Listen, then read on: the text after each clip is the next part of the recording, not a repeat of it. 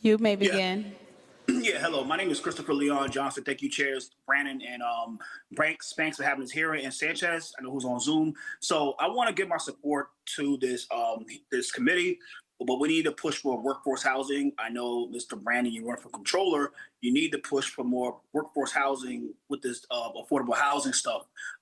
What's the point of having affordable housing when nobody can afford it? I believe that this type of housing will help a lot of people out who are working. In order to be, I believe that this type of housing needs to be implemented. I think with you and yourself and Senator Kevin Parker, y'all need to have a bill into the state senate to push for more workforce housing and allocate more money to workforce housing, and need to put money up, like let's say about $5 million into research into to workforce housing in this budget for people that are working. I believe that workforce housing is a way better alternative than of this regular affordable housing and supportive housing.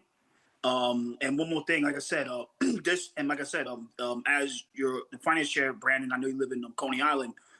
We, like I said before, you need to push for that delivery stuff outside of City Hall as the finance chair. At the same time, we need to make sure that these deliveristas and street vendors are counted in this workforce housing initiative because they are essential workers just as a regular person. Like I said, I know you're running for controller, and like I said, you can work with your partner Parker to introduce a bill to add deliveristas and street vendors as members of the workforce project for this workforce housing. So, like I said, push for more workforce housing in this budget and the next budget coming up.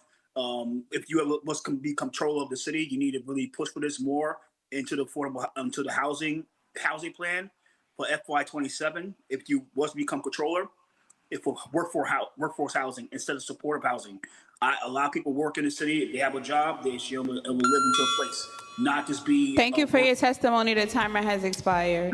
Thank workforce you. housing. Thank you, chairs. Thank and you. Enjoy your day. Now we have Kevin Wolf. You-